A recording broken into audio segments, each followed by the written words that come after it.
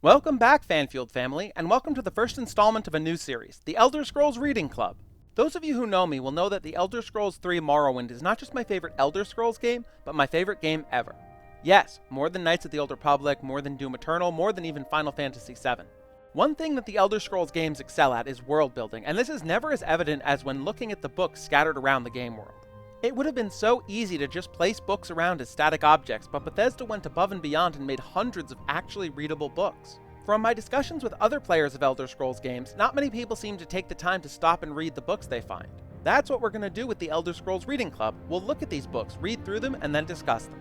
We're going to start the series with one of my favorites, The Locked Room, which is one of many skill books, books that, when picked up, raise one of your skills. In this case, it boosts your security skill, which is used to determine your success when picking locks.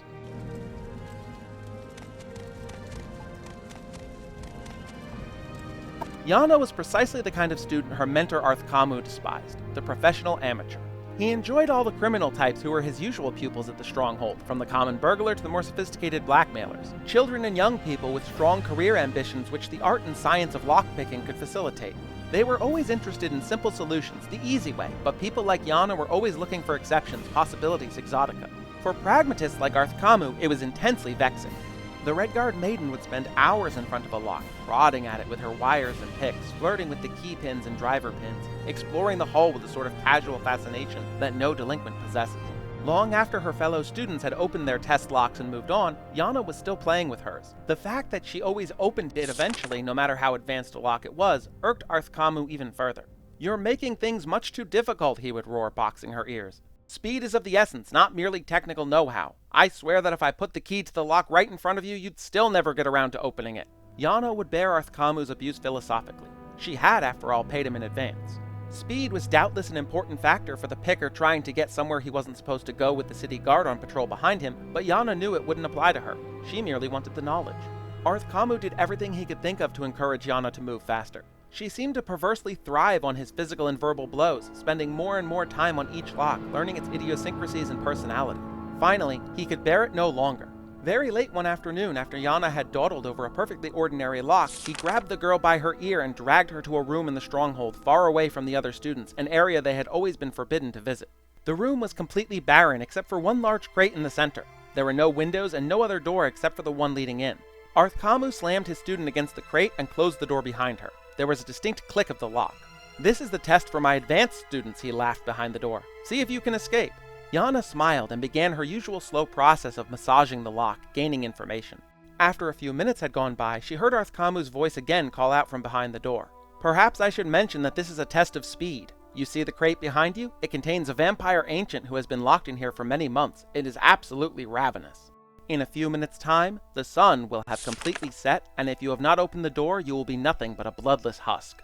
Yana considered only for a moment whether Arthkamu was joking or not. She knew he was an evil, horrible man, but to resort to murder to teach his pupil? The moment she heard a rustling in the crate, any doubts she had were erased. Ignoring all her usual explorations, she jammed her wire into the lock, thrust the pegs against the pressure plate, and shoved open the door. Arthkamu stood in the hallway beyond, laughing cruelly. "So, now you've learned the value of fast work." Yana fled from Arthkamu's stronghold, fighting back her tears. He was certain that she would never return to his tutelage, but he considered that he had taught her at least a very valuable lesson. When she did return the next morning, Arthkamu registered no surprise, but inside he was seething. "I'll be leaving shortly," she explained quietly, "but I believe I've developed a new type of lock, and I'd be grateful if you'd give me your opinion of it." Arthkamu shrugged and asked her to present her design. "I was wondering if I might use the vampire room and install the lock. I think it would be better if I demonstrated it." Arthkamu was dubious, but the prospect of the tiresome girl leaving at last put him in an excellent and even indulgent mood. He agreed to give her access to the room. For all morning and most of the afternoon, she worked near the slumbering vampire, removing the old lock and adding her new prototype. Finally, she asked her old master to take a look. He studied the lock with an expert eye and found little to be impressed with. "This is the first and only pick-proof lock," Yana explained. "The only way to open it is to have the right key." Arthkamu scoffed and let Yana close the door, shutting him in the room. The door clicked and he began to go to work. To his dismay, the lock was much more difficult than he thought it would be. He tried all his methods to force it and found that he had to resort to his hated student's method of careful and thorough exploration. "I need to leave now," called Yana from the other side of the door. "I'm going to bring the city guard to the stronghold. I know that it's against the rules, but I really think it's for the welfare of the villagers not to have a hungry vampire on the loose. It's getting dark, and even though you aren't able to unlock the door, the vampire might be less proud about using the key to escape. Remember when you said if I put the key to the lock right in front of you, you'd still never get around to opening it? Wait, Arthkamu yelled back. I'll use the key. Where is it? You forgot to give it to me. But there was no reply, only the sound of footfall disappearing down the corridor beyond the door. Arthkamu began to work harder on the lock, but his hands were shaking with fear. With no windows, it was impossible to tell how late it was getting to be. Were minutes that were flying by or hours? He only knew that the vampire ancient would know. The tools could not stand very much twisting and tapping from Arthkamu's hysterical hands. The wire snapped in the keyhole, just like a student. Arthkamu screamed and pounded on the door, but he knew that no one could possibly hear him. It was while sucking in his breath to scream again he heard the distinct creak of the crate opening behind him. The vampire ancient regarded the master locksmith with insane, hungry eyes and flew at him in a frenzy. Before Arthkamu died, he saw it. On a chain that had been placed around the vampire's neck while it had been sleeping was a key. So what should we take away from the locked room? Obviously it's a story meant as a comedy, a little something to laugh at, but there's more at play here. First, let's look at the differences between the characters. Yana, our heroine, isn't trying to master the art of lockpicking to become a criminal. She's learning it as more of an intellectual discipline. Arthkamu, her teacher, is, first and foremost, in this to make money. He's teaching the skill to whoever is able to pay, and he outright enjoys teaching to the aspiring criminals. That's sort of why he doesn't like Yana. She has no interest in picking locks to facilitate thievery. That line, speed was doubtless an important factor for the picker trying to get somewhere he wasn't supposed to go with the city guard on patrol behind him, but Yana knew it wouldn't apply to her. She merely wanted the knowledge. Shows that she's not interested in it for criminal pursuits, but rather just to learn.